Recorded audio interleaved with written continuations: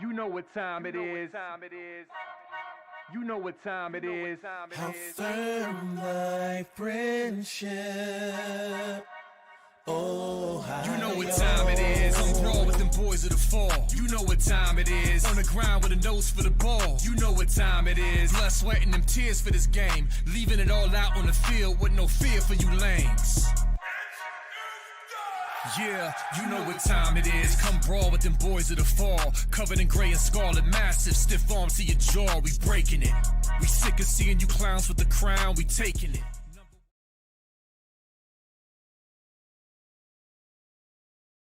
What's good, Buckeye Nation? Welcome to the Buckeye Boys, where we talk about college football with real fans. I'm Melo. That's my boy B Moses. Everybody knows him. He's been kind enough to grace us with his presence as Dev is on vacation. So, how you doing, boss? How you had a good day today? Yeah, had a good day. I mean, it's Monday, so back to work, back to regular adulting and the grind and all that. But listen, it was coming off of a fantastic weekend. I had a great weekend, y'all. So yeah, I'm good, brother. I'm happy to be back on the show. We've been trying to get back together, man, with schedule conflicts and just life. But it's dope to be back, man, for sure. Hey, Mama D, up in the chat. Yeah, so I'm glad we got it together and stuff. So what you do this weekend that made it so special? Yeah, so Saturday, I mean, basically it was me and the kids the whole day. You know, we went to the Buckeye Scoop meetup and linked up with Kirk and Stilly Matt. What up, Stilly? And a bunch of other Scoop members. Kicked it for a little bit, walked over to the shoe for the spring game, enjoyed that. Left around halftime and went to the Minecraft movie, which was very interesting. And I made a whole poster. I talked about that in my pod yesterday. I'm not a Minecraft player, so I was tripping when they were in the movie theater, literally erupting when Jack Black would say simple things like "I am Steve" and freaking chicken jockey, and they like, oh, I'm like, what is going on? So it was a fun weekend, and then my flag football team, we won 30-8. You know, I helped coach the team. Dang. And and my son had a long touchdown run. We kept sending him on blitzes, and he was causing interceptions, and the whole team balled out. But my son BJ did a really good job. So I was a proud dad. Just a great weekend, man. You know what I'm saying? I didn't Man, even that's talk about the fire. spring game, but obviously that was enjoyable. But yeah, we'll get into it. Absolutely, that's fire. So you using him more like his name was Riley Pettijohn. He's talking about down the Yeah, middle. You know what I mean? absolutely. And you Absolutely. could keep it real. You don't have to lie, man. We know you a Minecraft type of dude. You know you Bro, grew up playing that thing. listen, I've never played that thing. I walk past the room and I see them chiseling away and Daddy, look what this is. I'm like, oh, what is that? You know what I'm saying? So I didn't know much about it, but I love Jack Black. Jason Momoa was goofy in it. I mean, it was cool. I just didn't get a lot of the inside Minecraft Yeah. jokes that people were just over the moon excited about. I was just like, whatever. So is it Y'all worth got it. going to see? My daughter is big into Minecraft. She's 16. Yeah. I I never mean, was. I'm like you. I'm not really into it, so I might just sit that one out, let her and her cousin go. yeah, I mean, if you're into it, I can't imagine you not loving it. I mean, like I said, Jack Black always steals the show. But they seem to reference a lot of key things. Like, listen, here's something that's relatable. Look, Hmm. I'm a little. I'm not saying I'm an old man, but I'm a little longer in the tooth than some of y'all. And so, Mario Brothers. I grew up on Mario Brothers. Obviously, people still play Mario Brothers today, but I grew up on Mario Brothers. Right. So I went to see the movie, and they did a great job of just highlighting, key Mario brother type stuff. Now I went in there standing up like applauding every time I saw something good like they was doing, which was crazy, but it was dope to see nonetheless. So I can relate on the excitement of seeing something you grew up on to be highlighted in such a way. So yeah. Absolutely. So, with that being said, I'd like to dive in. I know you recapped it. I recapped it a little bit with Buckeye backer Steve after the game. He was actually on the field, so he had a different perspective than everyone else. And I just want to get a brief synopsis. I won't go position by position. Just like, what was your overall thoughts on the spring game? I echo Ryan Day's sentiment, which was I'm glad we did this because remember, I think Coach Day was hesitant based off of just all the buzz around the nation about making sure you don't show your players so that you don't get rated in the portal, having the extended season, worried about injuries, more toll on the body, just trying to be a CEO. But I'm very glad we did it because we got to see. First of all, I'll flip that. The guys got to see 40,000, however it was, on TV, and play in that environment who hasn't really played that much, and so to me that's very important. But we got to see Julian Sand first and foremost. He was the number one highlight of the game, especially coming off of a typical overreaction by our fan base. You got multiple people crowning Lincoln Kinghoes off of one practice. Right. When Julian Sand before that was, the consistent, okay, he looks like the guy. Right. And then people try to say, well, Sand must be falling back if Kinghoes. No, Kinghoes is just, he's starting to pop. Yeah. And so now it was neck and neck. And now, in my opinion, if you just evaluate off of that, which to me was the biggest data point was the spring game because of everything involved in it, all the eyeballs, the pressure is different. Julian Sand looks like he's going to be the starter unless something happens. He just and here's the thing, y'all. Kinghoes, we should be very happy because Kinghoes, he came from playing 3 sports, needing to really focus on football, didn't really get that much snaps early on, and now he's starting to actually look like a competent, solid quarterback. That's dope because we might need him down the stretch. You just never know. So people are looking at it so negatively sometimes, but I think it's great that Julian Sand looks like he's going to be the starter and he's in command. He's sharp. He's accurate. He made it look easy at times, but then you got Kinghoes who has athleticism and it also shows he can do the job, but he still needs to grow. But to me, Sand was the highlight, bro. Like I can go on, but I'll stop there. But I was very, very pleased with how Sand handled himself in the pocket and throwing the ball accurately. So I echo everything, all your sentiments. One thing that I will point out that maybe people are overlooking is that everyone was like, well, Lincoln surpassed him. He's looking better than him. But you got to realize Julian Sand got on campus this time last year, in like January of last year. So they've been watching him for an entire year. And if you look at everything the guys are saying when they went to the combine, what was being reported last year during the summer and fall camp, it was quite clear that Julian Sand was already working from a positive advantage. And now, to me, I feel like the spring game definitely put them ahead. Now, let's see how they develop all the way up to fall camp because it's not over. I think it's a true battle. But I would be shocked if Julian Sand wasn't our quarterback. And if he wasn't in New York, if he stays healthy all season, to be honest with you. Yeah. No, for sure. And I think that's the best way to see it because you also have to understand Ryan Day's history. He's not easy on quarterbacks, man. We've heard CJ Stroud talk about how tough he was on CJ. Now, we saw that toughness out in the public a little more with Kyle. We've seen him rip Kyle on the sideline. Yeah. But he's ripped CJ behind the scenes. So Ryan Day is tough on his QBs. Even if he feels you're the guy, he's going to make you go out and prove it. Prove it to him and prove it to your brothers. It's been the same way since he's been here. Justin Fields is a key example. We knew freaking chugging off. And who else was before they who was he battling with? Was it just chugging off? Yeah. I thought somebody because the other guy transferred out, remember? That's right. Was it Tate Martell? That's right. He transferred out before. I was trying to remember if he transferred out after or not. But anyway, he transferred out as soon as they picked him up. As soon as he came in. That's right. That's right. And then Justin Fields went on IG and followed his sister. But anyway, let's stop. Let's stop being petty. All right. So listen. The point is this. Let me stop rambling.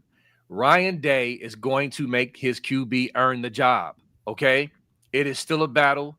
Julian's saying is going to have to prove through the summer that he's a leader.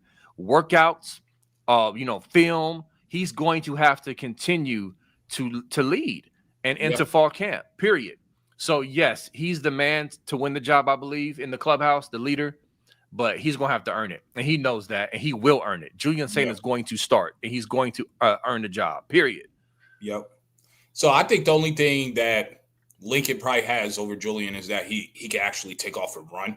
Yeah. But I feel like in terms of pocket presence, Julian has more of a pocket presence, so he can manipulate the pocket anyway. So it's going to make him look more athletic to where he's going to step up or step around the oncoming traffic and get the ball to where it needs to be. His decision-making process is elite. His throwing motion is Aaron Rodgers-esque, and I have to salute Nevada Buck for that, for pointing that out. He literally throws like Aaron Rodgers. He's just a shorter, smaller Aaron Rodgers, in my opinion. Like, if you watch Aaron Rodgers, it's all risk. He doesn't even – I can't understand how he could throw the ball so far on the rope with just his risk. And Julian has a lot of that in him. So I'm excited to see how any defense is going to stop this offense, to be honest. I don't know how you can. I follow the big four. So for me, when I'm looking at a national title run, right, it's always the big four for that season because there's legit usually only 4 teams that can actually make a run at a national natty, and then you have 3 teams that might surprise you and shock you and come out of nowhere that you have to focus on. But the 4 teams I focus on right now, Ohio State, obviously, UGA, Texas, and Oregon. And yes, I know everybody's making a big deal about Penn State returning all those people. I don't know. I don't see it in terms of – I don't feel like they got the right pieces in the portal that they actually needed in terms of – you can't just be a run-heavy offense. You have to have some kind of balance, and I don't trust Drew Aller's decision-making. But they're on that one of 3 teams that I feel like are going to pop and have something to bring along with Notre Dame. I don't know who the 3rd team is right now, but I think those are the 2 outlier teams that you have to kind of keep an eye on. But in terms of the 4, I feel like we're in the best position as of right now to go ahead and make a natty run. How do you feel about that? No, I definitely agree. I'm pulling up Penn State's schedule right now. Okay. And yeah, their first 3 games: Nevada, Florida International, Villanova. Mm-hmm. Then they got Oregon at the crib. Then they got to go at UCLA, then Northwestern, at Iowa, at Ohio State, Indiana, Michigan State, Nebraska, Rutgers. So they really don't have so obviously they got Oregon and Ohio State as their 2 toughest games. Right. Now UCLA seem to be trending up towards the end of the year. So at UCLA could be tricky. Mm-hmm. And then of course Iowa's always plucky. Kinnick Stadium is just a house of horrors. But anyway, excuse me, because you got me thinking about Penn State. I'm not a believer in them. No offense, my Penn State buddies, but I'm sorry. I can't believe in you, especially coming to the shoe as well. Yeah. But yes, I mean, listen, we have the talent. We just have to navigate the schedule. If we can beat Texas early on, and that's not going to be easy, y'all. No, it's not. I know they've lost a lot. We've lost a lot, but we're breaking in a new quarterback. I mean, it's going to be a tough win. They're going to be loaded for bear. Sarkisian is going to be – he's preparing right now. He's in the film room right now watching us. I'm telling you, it's going to be tough. I think we can win the game, but I'm saying it's not going to kill our season if we don't. But I'm saying if we win the game, that's going to be huge, in my opinion, to kind of set the table and get the confidence going in our young guys, right? Yep. Because – we have the talent to win the title again, but we have to stay healthy. We have to navigate the schedule to where we don't drop goofy games and we get to a point where we're in striking distance to basically ascend with the talent at the end of the year. Because once these boys get their legs under them and get confident, it's going to be monsters on the roster. Like, you know what I'm saying? Like all over again. So, bro, we're clearly, I think, didn't Kirk say we were favorite to win the title next year? Oh yeah, absolutely. Yeah. I mean, so listen, it can be done. If we make the tournament, if we make the 12-team playoffs, I'll be shocked if we don't. We'll have a good a chance as anybody. Period. So going along with that, what did you see from the defense in the spring game? Let's just broad stroke it. Yeah. So seeing Ryan Day confirm what I was already seeing, which is they were very vanilla. I took it with a grain of salt. They can't sack the quarterback. They can't be overly aggressive. It was very controlled. He told us that in the press game. He wanted to see the passing game most of the time. Every now and then, I think he dropped it. Like he had a single high back there a Mhm. few times, but it was mostly cover two. Yeah. So what I did see though is I like the aggression of the DBs. Like that dog is in our DBs. They're physical. They're going to fight you, and all that. So I liked Aaron Scott. Him and Miley Graham battle. I loved his dog. So I think our secondary is going to be tough and physical, even more so than last year with some of Oh these yeah. new guys. So that's one thing that stood out to me.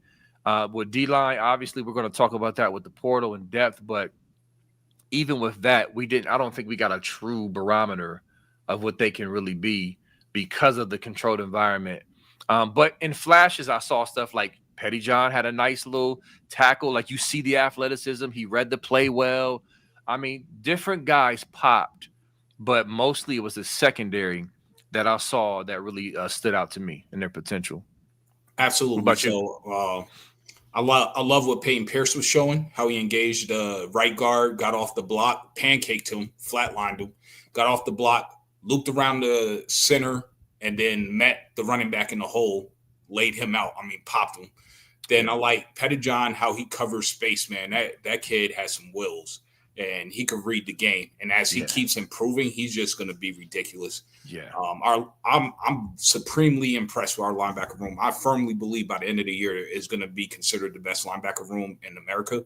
Right now, I'm going to give that to UGA. I need those boys to prove it on the field for me. sure. But right now, going into the season, I'm going to give that to UGA, that check mark. DB room, BIA, period. There's nothing else need to be Yeah, said.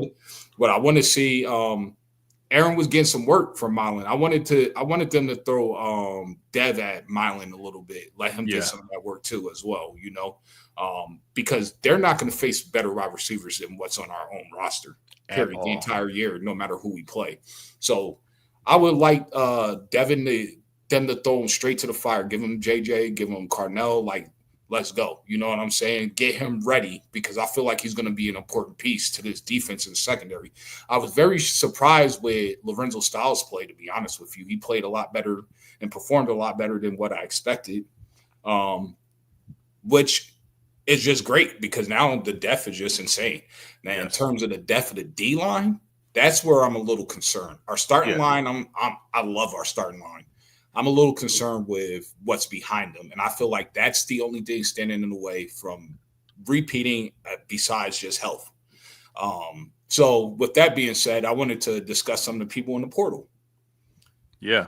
in terms of D line, and I want to get your thoughts. I have some actual films of it. I have not watched any of the film, by the way. So, like, we'll all be watching this together. So first up, let's start with. We'll start with Josh Horton. So Josh Horton is a 6'5", 295-pound defensive tackle out of Miami. He has 3 years of eligibility left. He actually, fun fact, went to high school with Air Nolan and Jelani Thurman. So I do think this is a viable option. I do think we're going to pursue him. He has the size. He's pretty quick. And I'm going to throw up – they only have his huddle, so I don't have really any film in terms of what he did this year. But I'm going to throw up his huddle here real quick.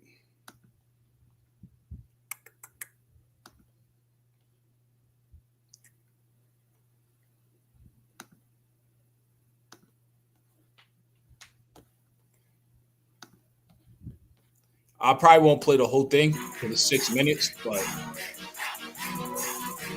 can you see it, brother? The pick is still on there, Melo. Oh, There my you go. bad.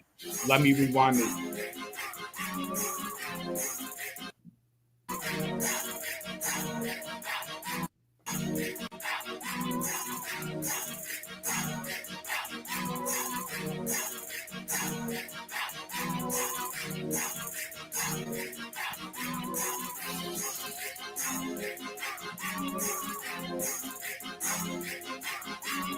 Yeah, I haven't watched any of this. To be honest with you. Yeah, he looks like a monster already.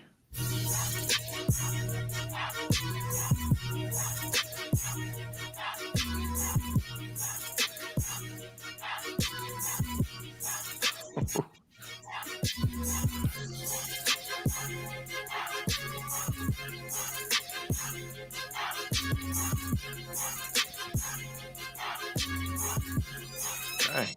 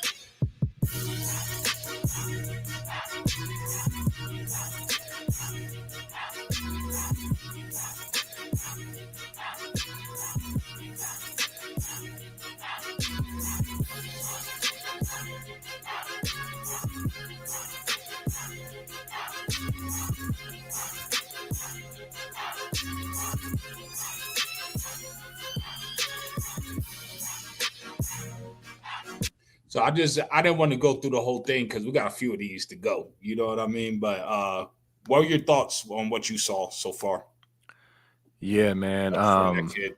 I don't know who said. Yeah, it was Sean Strock. I agree, bro. Excellent swim move. That stood out. Like that's already in his tool bag. Um, I mean, listen, I was not a D lineman, but I can see he has great leverage Yeah, out the gate. You can see that, and so like he's stoning guys. Like they can't get their hands on him. He's getting lower than them. Not only that, you can see the athleticism with him knifing through the hole and just disrupting. So it's not just brute strength. He has the ability to snuff the play out and knife through the line with just sheer speed. And you yeah. know what I mean? So yeah, this dude, I would love to have him in Columbus. I mean, that would be a beautiful compliment to this line. And I actually think it's good. I for some reason I don't have any insider information on this. It's just my gut feeling. I feel like he's going to end up at Columbus. I watched Jelani share. That's how I knew he was in the portal. Jelani shared it on all his socials Oh, like an hour ago. So I was like, "Who's this? What position?" You know, because I know we need D tackles. So I've been paying attention. The next guy I want to hit on, I actually think we're going to pursue him pretty strongly. He's Jay Hardy, defensive tackle, 6'3", 310. He initially went to Auburn, but then he transferred to Liberty. He actually had a committable offer from The Ohio State University on May 13th, 2019, but he chose Auburn over us. I think he made a mistake. But I have a little bit of his film.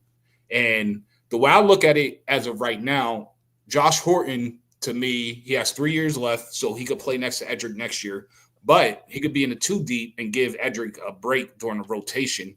And this guy, I feel like, will give K-Mac a break at his size at 6'3", 310, run stopper. So let's pull up. Hold on. Do I have his film? Yeah. I will pull up his junior film real quick for everybody. Once it's playing a commercial. daggone ads, man. You hear it? No, I know it's playing. Yeah. It's just annoying. Yep. All right, now I'm about to share the screen with him.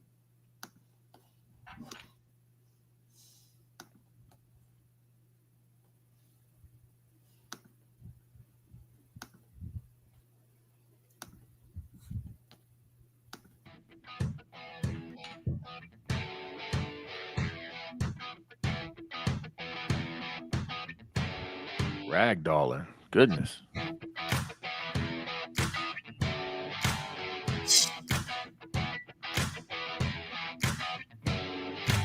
Look like Jack Sawyer on that bend around the corner right there. At 310 pounds. Not in this video, but this is high school. He's like 285 here.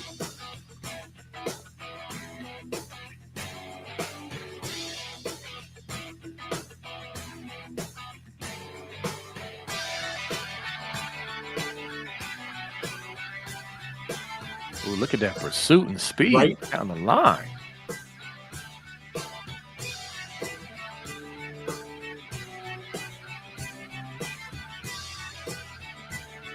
Nice. Good read.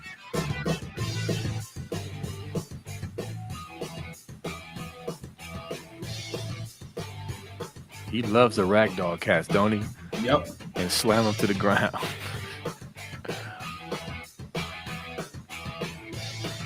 Like Bobby Boucher with the pursuit.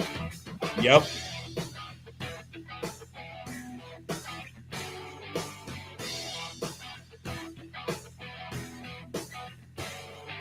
Did they just have a triple team on him? He still make the tackle?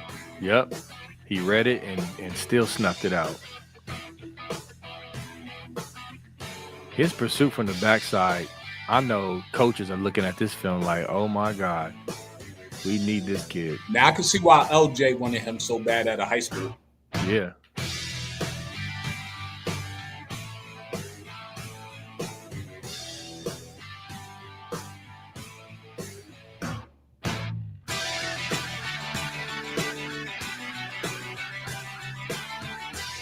Another double team. Yep.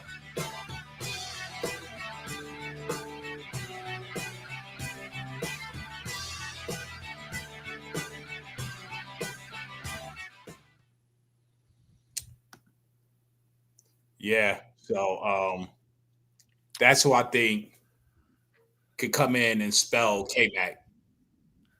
Yeah, this is Melo has done his homework.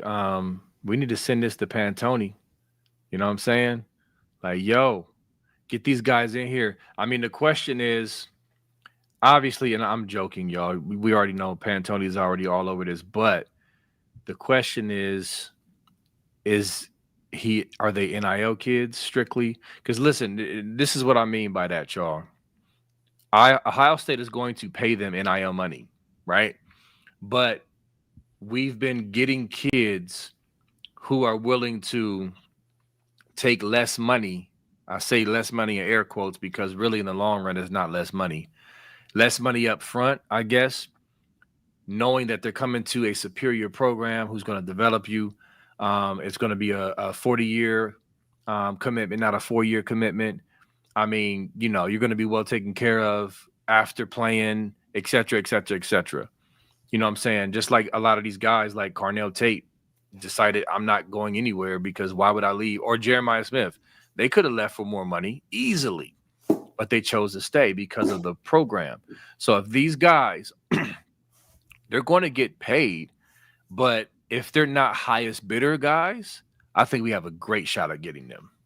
Yeah, that is a valid point. I didn't even really think about that perspective. I mean, you could have saved that to burst my bubble at the end. I didn't know I was bursting the bubble. Yeah, but because I didn't think that. I was just getting excited. Like, oh, we get these guys. We're going back to back. That's all I was thinking. You know, we got to get it done. And it seems like Ryan Day is going to make it happen.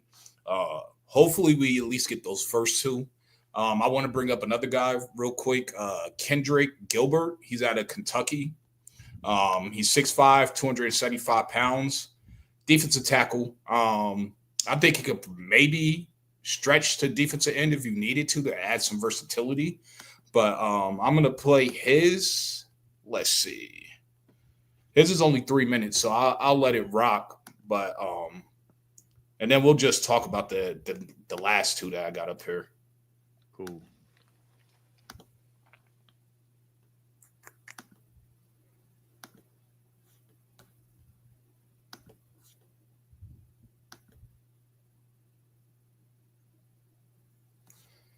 So I don't believe his has sound. All right, I'll be boxed in. All right. Oh, he got a nice get off. He's a big boy. Yeah, they had him coming off the edge right there. I wonder if I Yeah, can so make I'm this saying, bigger. like, what the heck?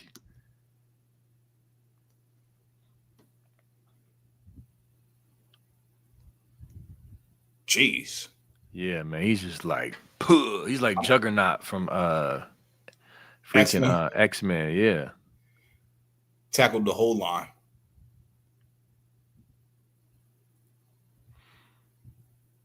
Okay. Yeah, I'm about to say zooming in a little bit so we can see. Yeah. Not you, Yeah, I but the know. I had to blow it up just so I could see yeah. I mean, his get off for what is he about 450 coming off the edge is it. crazy. Yeah, right. Yeah, because like you said, Mello, I mean, with his get off at his size, Patricia, he could put him in at end in certain packages Right. if he feels like there's a mismatch and and all that because I'm impressed by how big this dude is coming off the edge. Yeah. It also allows versatility because then you could use Edric a different way as well Right. and have him show off his flexibility to move up and down the line. It's crazy. And I hear people talking about like I've heard someone today was talking about Edric Houston, how it's going to take until next year to develop at D tackle. I don't think people realize he played in 3-4 in high school, which is basically like yes, technically it's an edge position, but how you line up, you're pretty much still almost like a D tackle. You're still taking on double teams, and Right. he was the best lineman on Buford High School, so he was getting double teamed constantly. That's a great point. That is a very good point that people don't consider, I think. But also go back if I wish somebody would make a cut up of Edric Houston Ohio State film Yeah, because he's not getting enough love for what right. he did this year at Yeah, D tackle. I mean, he was disruptive at times. I yeah. mean, so don't sleep. I mean, his power, strength, and he's only getting stronger with the offseason. And so I don't know. My money is on him this year to be a dog. Oh yeah. I'm gonna be honest. I think K Mac and Edric are going to be the two best defensive tackles in the Big Ten. Yeah, As long as I they have stay no doubt. healthy, everything is always predicated on health. I think that should be a given. By the way, Yeah, that's a great 1-2 punch. Uh, just with Edric's ability to, he's going to be basically Tyleek Williams, yep, potentially on steroids, with the ability to get to the quarterback as a D tackle and get pressure at the middle, and then obviously McDonald is going to be that run stuffer that we yep, need. But yeah, this now we talking about, and just to remind y'all, with defensive line, man, the way Larry Johnson sees it and the way we should see it is you have multiple starters. Like you have like hockey lines. That's how we should look at it. So with a rotation.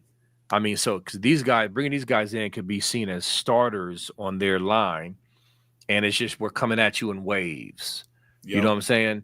I mean, because this film is super impressive, and this is guys we're getting for potentially depth.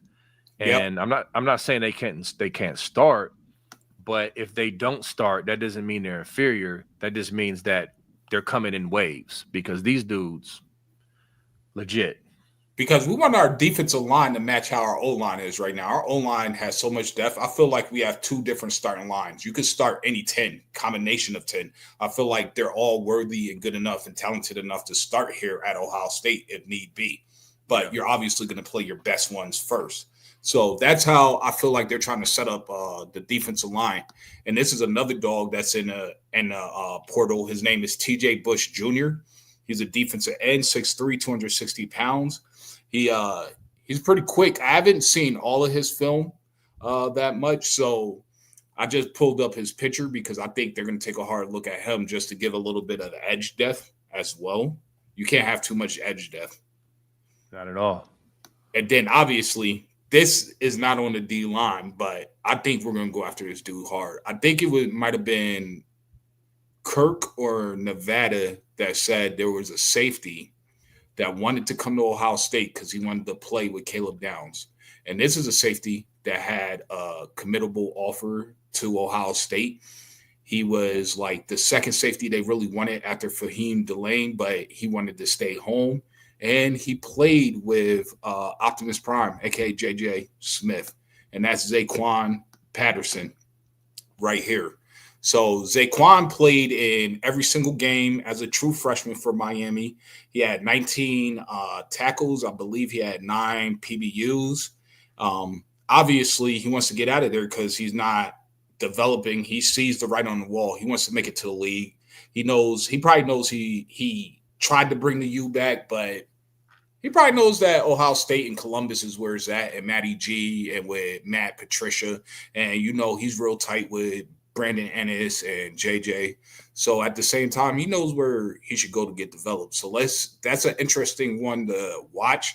I know in the beginning of the season, we all thought that we were going to hit the portal for safety because the room is a little lighter than they wanted to for this season. I want to see how this is going to play out. I want to see if we have dogs on the team that's going to stick it out and fight if he does come to Ohio State and fight for that position. Yeah, that's the question I have as well. And Doug Zilla, yeah, he's a Chaminade kid. Chaminade Madonna. Yep. But yeah, we're gonna see. But again, y'all, we didn't get a chance to really hit the portal last go around because of the championship run. And Ryan Day said they're going to attack the portal. That's what he said. And so I just can't. If he feels like Zaquan is going to help the team, he's going to come. We're going to bring him in, and I'm all here for it. Listen, I think I want to see Malik Hartford develop. I'm a big. Why do I always mess his name up? He's one of my favorite upcoming players. Jalen McClain. Jalen McClain. I'd be wanting to call him Jermaine. Yeah. Jalen McClain kind of flows like Jermaine, and it confuses my brain. Oh, look at the run. Man, that's what you do, though. In real life, that's what you do. You're right. Yeah, I'll be spitting on accident. But I like the potential of our young DBs. But listen, man, this is the new college football, man. Like, again, we are not the teams that go out there and the scum fans and the haters. We don't go out and just buy a roster. We develop guys and we plug holes. We plug a few holes just like we did last year. Yep. You know what I'm saying? And then listen, we were very fortunate that Nick Saban retired. Yes. Because if he does it, Caleb Downs is still in an Alabama uniform, most likely. Yep. So we were very blessed and fortunate to get him in saying because of that unexpected windfall. So my point is that we're going to bring in some guys, even if it upsets the room potentially. I guess some rooms are more priority than others. Like, for example, Trey Henderson's opinion matters more about Judkins than Malik Hartford. His opinion matters about Zaquan Patterson. That's just my opinion. Yeah. But we're going to bring in guys that we need to help us get over the top for this season, period, man. Because Ryan Day, Melo, we heard him say, and this is another reason why we need to be grateful. He came out of that fire of, that scum loss with the greatest run in college football history. Argue with your mama. It's a fact, certified fact. So shut up. With a glow and a confidence and a demand that he wants to be the first Ohio State coach since Woody Hayes to win multiple ships. Now, listen, I'll be honest with you. After all of that stuff he went through with fans, obviously calling for his head, that's the most minimal part of it. But the death threats and the threatening his family, all that stuff. I didn't know how he was going to come out of this. And he came out of this just like, yo, let's do it. Like a new lease on life. The dude is glowing. I mean, he looks like he's just added 10 more years to his life, but whatever. And so he's going to do whatever he has to do. Bring in the coaches, bring in 50-11 analysts, bring in guys from the portal that make sense within the culture to help us, get over the edge. He gonna do it, y'all, is my point. And so hold on to your butts, man. I'm excited to see what happens. Yeah, man. That's the one thing. That's why I feel, to me personally, I know everybody's always keeps talking about Kirby. To be honest with you, outside of those two lucky natties, and I say luck, I mean obviously luck plays a little bit of part in it. But think about it: if Marvin doesn't get hurt and JMO doesn't get hurt, And Kirby had Henderson, zero natties. Henderson didn't play in that game either. Remember? Yeah, I know. But So even with all that being said, if they don't get hurt, guess what? yeah, we They still don't win. win those two games, regardless if Henderson played or not. And we're talking about Kirby in a whole different light. They're talking about firing him. Trust me, I know how UGA is. They would have Yeah. fired him by now. But he doesn't have the same record as Ryan Day. Ryan Day has gone into the playoffs out of all the active coaches more than anybody. This is actually a live look at Ryan Day right now. This is who he is. So I just wanted to pull it up, that's Ryan Day, everybody. And he puts the right coaches in the right places. We have the best coaching staff. We're winning. He has the best culture, and they both go hand in hand. We all know the culture and the staff and the players and how they recruit. We had several of the recruits on this podcast. You meet their family. We let you talk to them, and they talk directly to Buckeye Nation. There's no Steve Wiltfong or Colin Simmons or any of these other guys speaking for them and relaying what they said. You can hear it for yourself. And you see how impressive these families are. You see what Ryan Day says. We have to recruit kids with talent, but then we jump right immediately into their character and who they are as young men. And we're developing men that are going to be productive to society. And that's why you see these kids not getting in trouble. That's why they're all locked in. That's why they're focused. That's why they will sacrifice. Like, yeah, bring in the best one. We're going to compete. And that's why rotation matters. And I think they learned that last year. If you rotate, right, then I know I'm going to play. I'm going to see snaps. It's not going to hurt my draft stock because I'm going to play. yeah, And guess what? I don't mind that kid coming in because we're also going to win. And if you win, guess what? Your draft stock goes up automatically because everyone loves winners. We're Americans. That's what we do, baby. We love winners. That's just how it is. you So sound to like me, Ricky Ryan Bobby. Day is the best coach in the country, period. I don't care. I'm unapologetic about it. And I'll stand on that and I'll debate anybody that wants to have that smoke. And I'm right there, ready to tag team with the debate, brother, off the top ropes. Yeah, but I With want to you. throw two things at you that I didn't bring up. These are just Okay. going to be some Hail Marys. Okay. We saw what Amari Abor said about he made the worst decision of his life because Pops Pod wasn't around for Amari to be saved and taught a lesson about, hey, don't chase that bag. You got to go for the long-term development because the real bag is in on the next level. So unfortunately, Pops Pod wasn't around, but they're around now to help young men from making the same mistake. But he said it was the worst mistake of his life. Do you think he comes back? And then I'm going to throw up another one for you. I'm going to let you answer both of them. Do you Hail think Mary. we'll ask Hero Canoe to come back? I know somebody that's working on that right now. Okay. So number one, no. I don't think Amari comes back. I think he burnt the bridge with his mouth. He was talking extra reckless. Y'all Yeah, remember break this, that. right? Dive into that because I forgot. I know he did something, but it was so long ago I forgot about it. Honestly, I can't remember the specifics of his antics. But he was just on social media being a goofy, trying to hate on Ohio State. And I just think he was a kid, number one, as he said, getting bad advice, just not really good guidance. And in the moment, it probably felt cute. But now you see, like, dude, like it's you have to see the bigger picture. And again, that's why having the right people around you is so important to give you true wisdom and guidance. So with that said, I don't think he's coming back. I don't think Ryan Day is going to take him back. Ryan Day has a big heart. He loves Mhm. people, Right. but I think there's a cutoff point to where it's like, listen, this is not good for our culture. We can find other guys who are Yeah. better fits. And so, no. And then number two, gun to my head with Hero Canoe, I'm going to say no. I think they may kick the tires and consider it because he's no Amari Abor. Right. He's not that. But I'm going to just put a trigger and say no. But I know for a fact he's regretful. You know, you and Devin have said that before. And I'm sure he's kind of like, yo, hey, he's on the window, tapping the window, like, ting, ting, ting. Hi, can I come back? But I don't see it happening, but I could be wrong about that. But I want to say what's up to Aunt Chris and Dev in the chat right now. I hope you're having a great vacation. And man, don't get too much sun, bro, because I'm kind of jealous. I'm gonna be honest with you, bro. But yeah, Dev had the inside information about like Hero only left because he thought Jim was staying and Jim wanted to run 3 down linemen.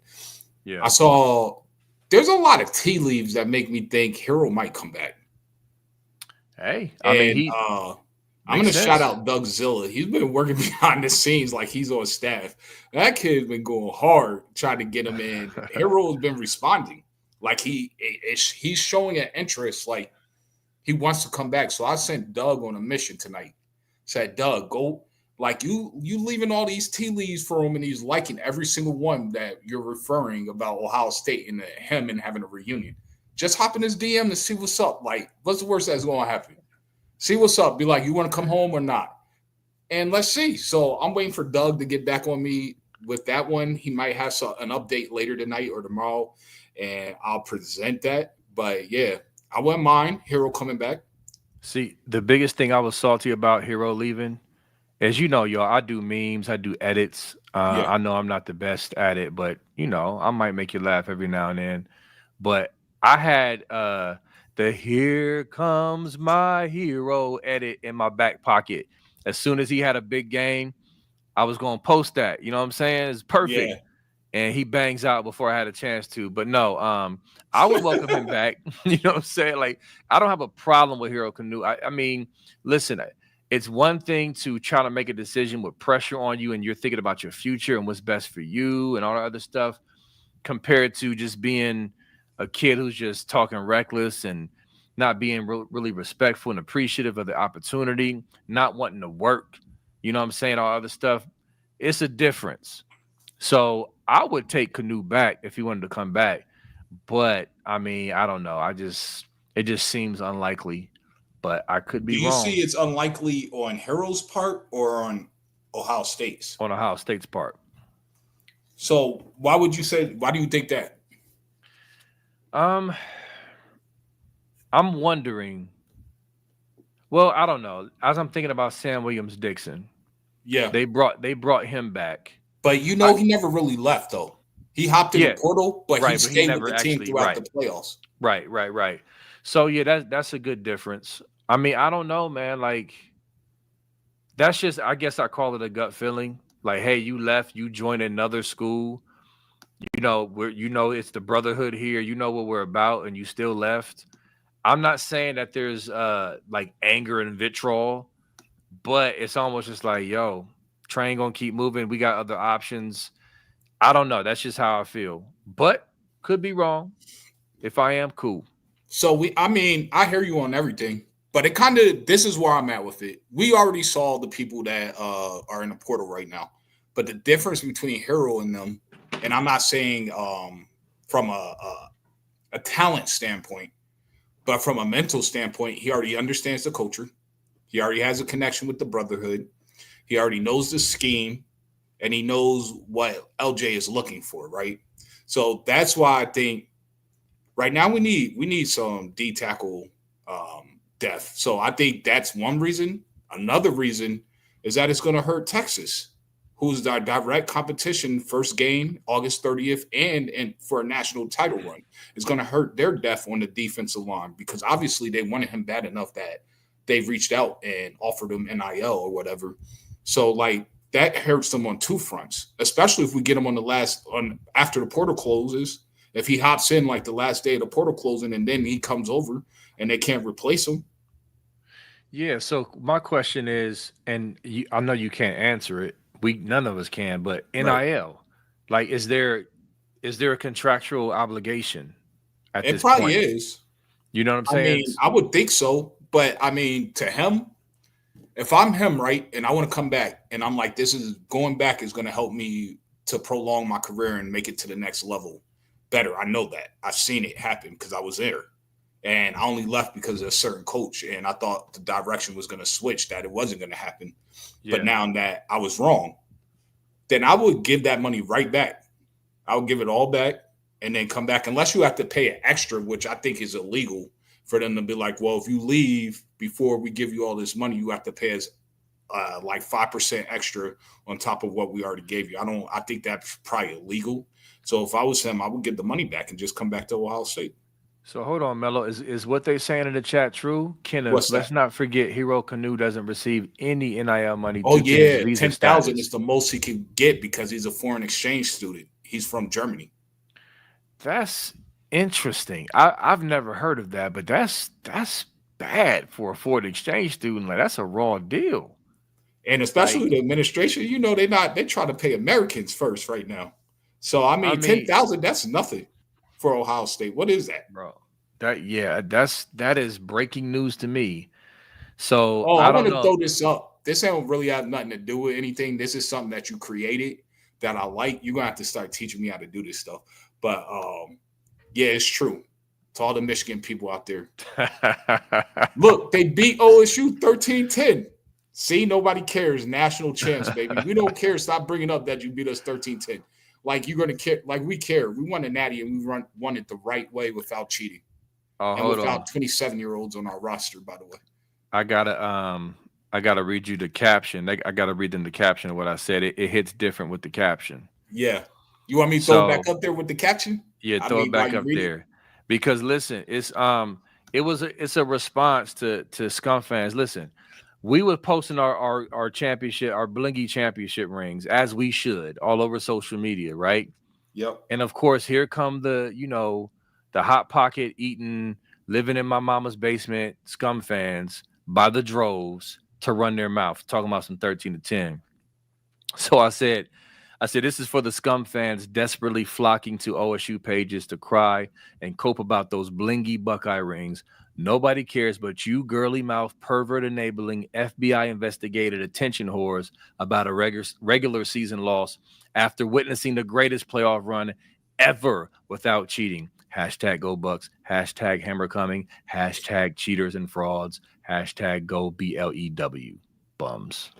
I hate Dang, them. you went scorch earth on them, man. They ain't seen I nothing love yet. it. Wait till these sanctions drop, bro. I got videos and memes on deck for these clowns.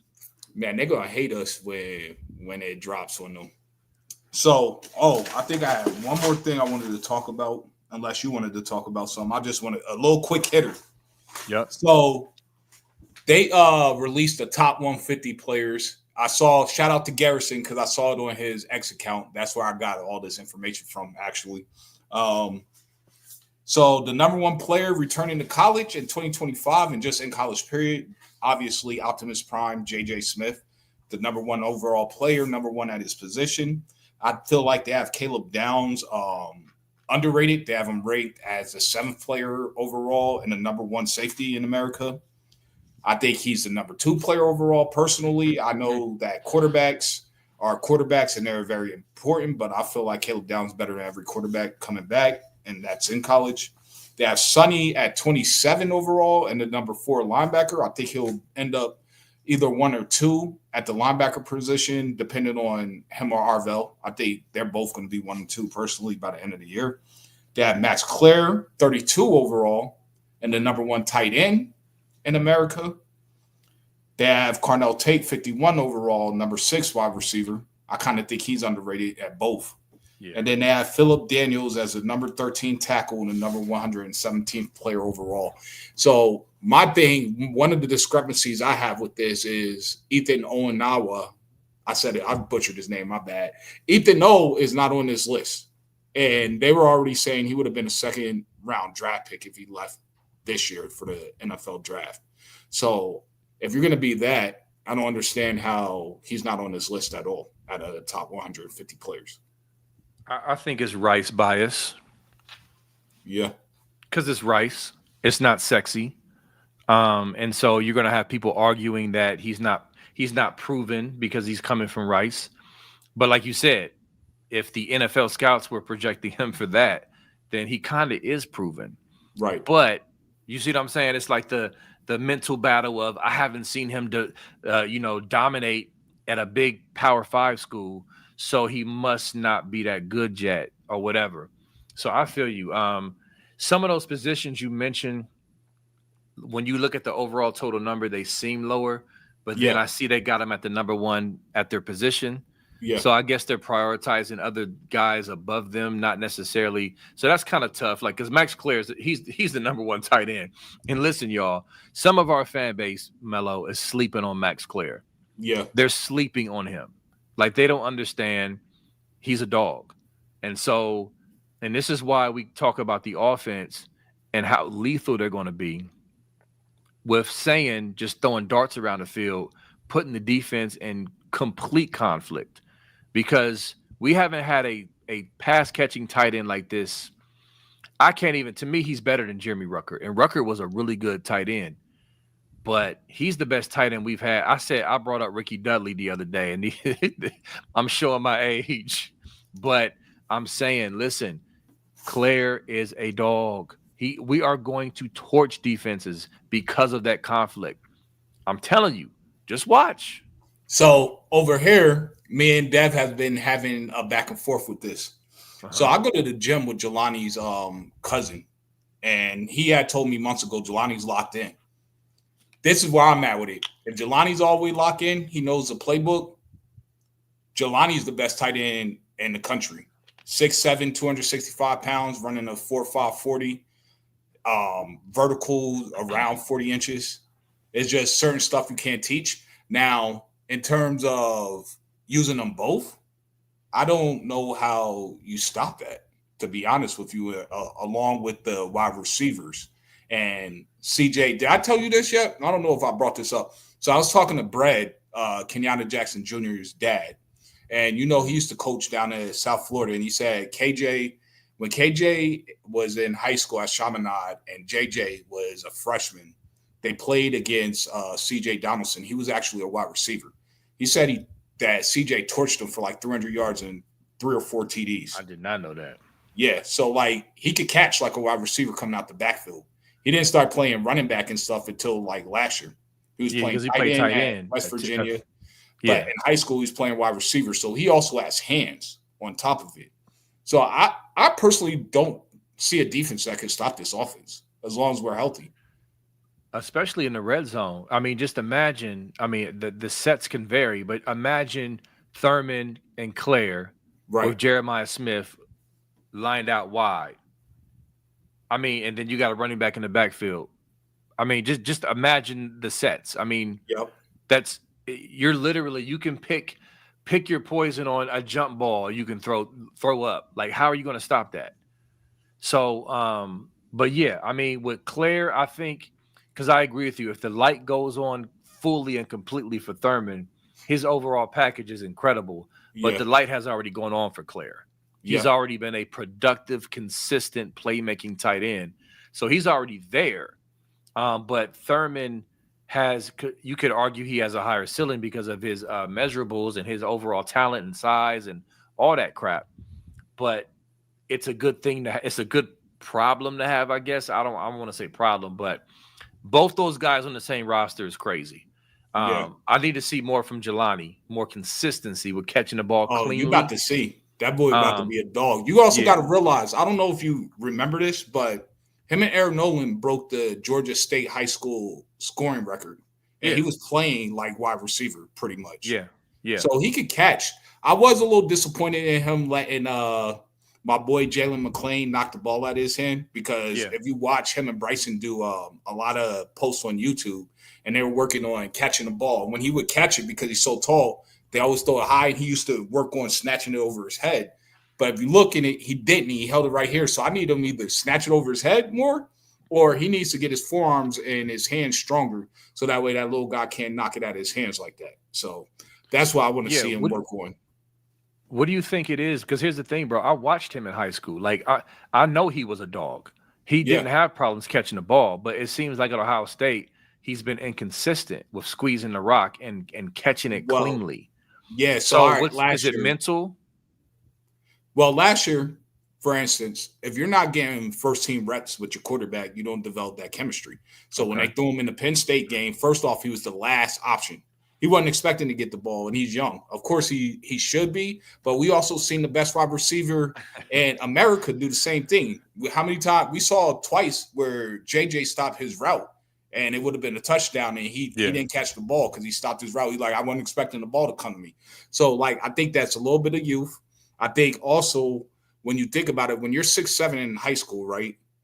Who's stopping that? You don't really have to perfect your craft. You're always well, in Georgia, you're either the best player on the field or one of the best players on the field because there's a lot of talent here.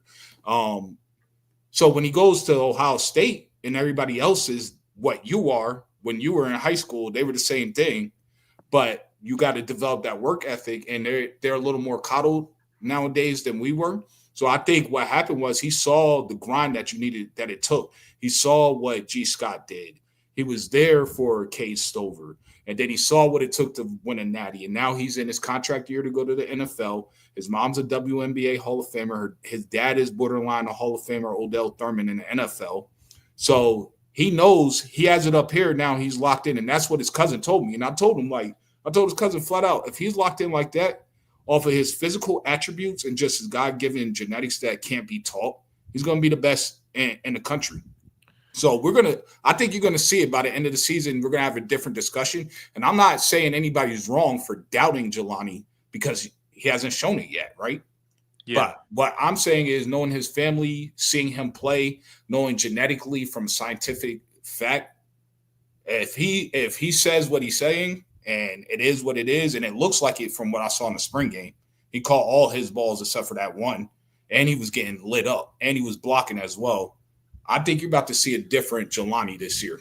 Yeah. So I thought about something, and you segued perfectly to what I was going to say, because we haven't been talking about his block. I was actually very impressed down the stretch of the season in key moments, because when he first came in here, he was not a good blocker. Can we all be honest? Yeah, he was terrible.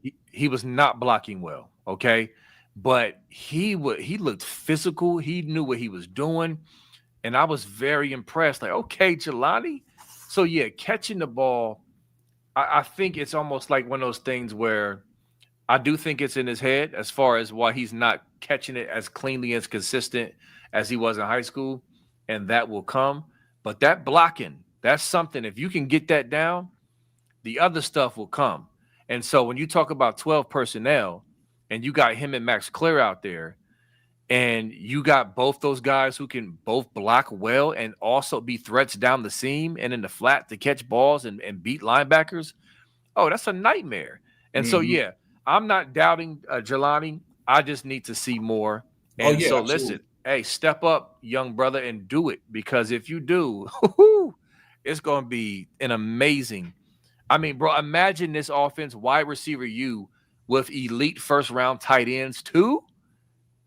Bruh, dude, crazy. We have the best tight end room in America. Like, I believe that's flat out, in my opinion. What happens if they go 13 personnel in the red zone? Like, they're within the first 5 yards. What are you going to do as a defense? You don't know if they're running the ball. You don't know if they're throwing the ball.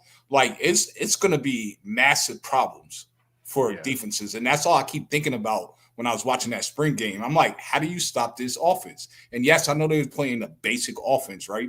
They were playing a basic defense, my fault. But I firmly believe we have the best O-line room in the country. So I think even if other teams are blitzing or stunting and everything, I think they're going to pick it up well, and he's still going to have time to throw, and you can't cover these guys for that long. Ain't that crazy though, Melo? We went from excuse me, we went from, man, our O-line is trash, man, our depth is trash, man. Right. Like, we need to clear everybody out and just pay a gajillion dollars in NIL. No, we've completely flipped it. Now we got the front runners for the Joe Moore Award. Yep. I mean, it's crazy how things have flipped. Because Fry might not be the best recruiter, but he could develop and coach O-line. And so, some of these guys we were ready to cast away. When I say we, I mean y'all. Not you, but the Nah, fans. it wasn't you. No, I was. I'm gonna be honest, Oh, because you I didn't never know used that. to come on I didn't here know and that. used to talk, used to be hyping up the coach, and me and Dev were like, nah, I don't care. Me and I know Dev y'all really hated said Justin this. We Fry. said we don't care if we win a natty. Justin Fry gotta go. Justin Fry. Listen, I get it. Hey, I know, but listen, I will say this, not to go off on the bunny trail. I was hesitant on completely crucifying Justin Fry because, as I've been saying, I've been pounding the table. The new diva is the O lineman, and Why do you say especially that? in this NIL world, huh? Why do you say that? You said why? Yeah. You said when or why? Why? Oh, why do I say that? Because like David Sanders is only, I mean, he's not the only guy, but just since NIL has happened, I've been watching like recruiting. I'm a recruiting follower. And it seems to me when it comes to, oh, this kid wants NIL or he wants the bag, it seems like it's been the big 5-star O lineman, the big tackle or whatever. Like they want the home, the property, by campus for their family and back up the Brinks truck and pay over market, all this other stuff. To me, the David Sanders type kid, who also we know was said to come to Ohio State one more time to try to leverage Tennessee, like all that Right. stuff, man. Like I've seen too much of that with the O-line recruits. So I had some grace and sympathy for Justin Fry because of what he was entering into in the recruiting field with dealing with these kids. Now, one thing I did not like is I don't feel like he casted a wide enough net. I agree with that. Like you see your boy, why is my Tyler mind drawing a Bowen. blank? Our new line coach, Bowen. He's casting a wide net. And so if you're going to go after the big blue 5-star kids, that's fine. But you need to have some other options place. So anyway, not to rant about that, but yes, not the greatest recruiter, but he was a really good coach. And that's evident. And so now we're left with some great guys coming back. Austin freaking Saraville, remember, guys was ready to get rid of him. And now he's an Iron Buckeye. You feel me? And on and Yeah. on and on. So it's just amazing that our O-line is going to be just dope. You know what I'm saying? And basically the anchor of this team. And I believe if we beat Texas week 1, it's going to be because our O-line is keeping sand clean and opening holes for Peoples and Donaldson and Bo Jackson. Absolutely. The O line in the DB room. Yeah. Yeah. But that's So, all I got. You got anything else you wanna talk about, discuss? Get off your chest? no, I mean it'll just be touch and go. I think with the Nico situation, multiple things can be right. Nico, if he came to Ohio State, which I don't believe he is, I think Ryan Day could develop him and make him really, really good. Listen, I was impressed with Nico. I was there at that stadium for the Tennessee game, and Yeah. he showed some fight and some dog in him. I mean, he kept fighting. He had his helmet cracked, y'all. He was getting manhandled. They were just all over him, and he didn't quit. And so I think he's a really good player. We can examine what's going on now and just maybe assume him and his dad is a bad combination for a program. I don't know. I don't have all the facts. I'm cool on him. I'm good with saying and King Hoes, but I know there's a lot of banter about that. So I just wanted to quickly mention that. I don't know if you had a response for that. Man, I'm gonna be honest with you. I love Julian Sane. I'm super excited about this kid. I don't want anything to do with Nico. We already had an experience with another overbearing parent. I don't want to repeat that. I think Yeah. cultural wise, I think this is where I'm at. From a cultural standpoint, what Nico and his dad just did, regardless, I know he's a great kid. I know Funky Buck knows him, and I'm not saying he's a bad human being. I think he's a great kid. He's trying to do his business. He handled it wrong and properly. Um, I don't want that at Ohio State. You know why? Because Okay. that could spread amongst Yeah. the rest of our teammate players. And what happens if other players on our team decide to do what Nico did? Imagine JJ going like, yo, I'm not going to play unless you give me more money, which we would because he deserves it. But imagine that scenario if it was JJ Smith in that same predicament because he saw Nico do it and it didn't work for Nico somewhere else. Like, how would you feel to have that? And you're always in the back of your mind, like how we are, We're true fans. We follow this all the way from recruiting, all the way to the coaching hires, all the way to whoever the GAs are, and the analysts. So if Nico came to the locker room, I'd be worried that that mentality that he just had in this show at Tennessee would rub off on our players. And that's the main reason I don't want him in there. Then the second reason is I believe in Julian saying. I believe Julian's going to New York City. I believe that Jeremiah might, but I feel like he's going to see a lot of double teams. That's why he might have to play in the slot a lot. So his numbers might take a slight decrease, but the wins will go up. But I firmly believe that Julian's going to New York City. Yeah, I agree. I think he'll go to New York City at minimum just by default. I mean, with the weapons he has, the coaches he has. But my dude, Dewan, man, I got a group chat, man, a real dope group chat. We talk ball all the time. But he made a really good point. He said he wasn't mad at Nico because he said Carson Beck cracked this off, getting $4 million to go to Miami. And to me, listen, I don't think Carson Beck is a really good quarterback. I don't think he's worth nowhere near $4 million. That's my opinion. So he like, shoot, this dude, this joker who I'm better than is getting $4 million. Like, I'm going after what the market is saying. So, I mean, listen, man, I'm not going to get into the weeds about it. It is what it is. Welcome to the new world of NIL. We're going to see more of this. But Ryan Day, and I'm so glad we kept Ryan Day. I'm so glad our administration is not goofy like some of our fans. And listen, I'm not going to be too hard on y'all. I understand this frustration, and we have a standard, but I never called for Ryan Day's head. I literally was going to wait to the last second to see how we played against Tennessee before I would even say anything declarative publicly, because I know this dude was the right dude for the job, and the back was against the wall. And he came out and just, oh my God, man, like epic. So y'all know the rest. But the point is, it's so important to keep a man like Ryan Day in place because it's not just about winning games. I know that's the number one thing he's hired for. But aren't we appreciative of the culture that we have? These young men, listen to these interviews on the Buckeye Boys with these parents and these recruits, y'all. We are bringing in excellent young men and excellent families. To me, that matters. I care about that. I care about the community. I care about the representation of the Ohio State University. I'm born and raised here in Columbus, Ohio. I care about that. So to have that combination of elite college football, coaching, recruiting, and developing young men, I want to keep that. So I'm very happy our administration they roll with they said, I'm going to ride with you, Day, till the wheels fall off. And it paid off. So I don't know even what may be going that rant, but I guess my point is that we're not going to allow guys to disrupt our culture. Ryan Day has been adamant about that. Remember that on that locker room speech, he said something like, "You fight for your family." So like he was like serious about that. So I don't think Ryan Day is going to allow anybody to come in, Melo, and disrupt that culture. I don't care how good they are. And that's why I think Nico's not coming. I have a rebuttal. I think Carson Beck's a better quarterback than Nico. You got to realize all three of his starters, right? First off, they had dumb decision makers from their number one and number two wide receivers that got kicked off the team, domestic incidents.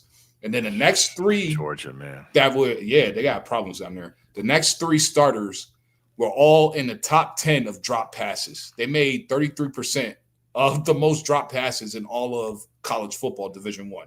So that's what he was throwing to. I watched the ball hit a guy in the face mask and bounce off him. Another one hit him in the chest. There wasn't much he could do. And then the O-line was not very good. And then he got injured. That's why he got injured against Texas. Now, will he bounce back? I don't know. Like, he had a serious injury. He's not going to even be back throwing the ball. Was it his rotator cuff? What was it again? Something in his elbow, almost like a Tommy elbow. John's type of deal. Okay. And he's not going to be back throwing until like 2 weeks before the season starts. So, I mean, and he's learning a new system. So it's going to be tough for him. But in terms of passing and playing quarterback, last year I would have took him. Nico, the only thing I think, I'm be honest, the only thing I think Nico probably is better than Julian is scrambling and being tough. Yeah, yeah, he yeah. showed he's super And he's tough. bigger. He's what, a 6'6" Yeah, or something like that? Yeah. 6'6", but I don't think he has the arm talent that Julian has. No, yeah, I don't know. You got more confidence in sleepy eyes Carson Beck than I do. Yeah, But that those are fair points. We'll see. Will he bounce back? I don't We will know. see. That's We a tough shall injury see. to come back from, man. Yeah. I mean, shoot, they And I don't believe in him at Miami. To be honest with you, I don't believe in Miami as a program. I think he made a mistake. He should have stayed at Georgia. he probably saw that bread like, hey, they want to pay me for $1 million coming off an injury.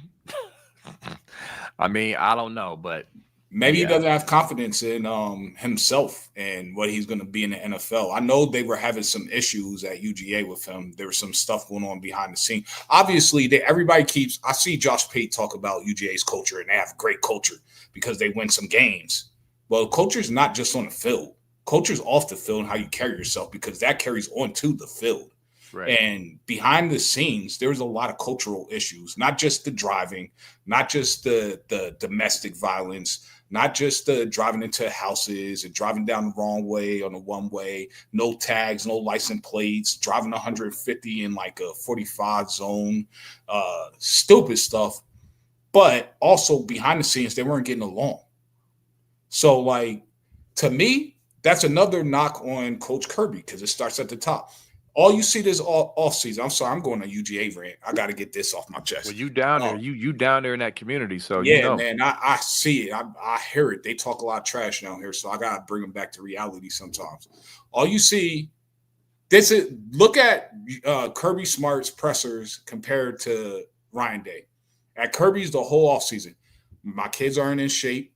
I'll pay for kids that have fire and passion.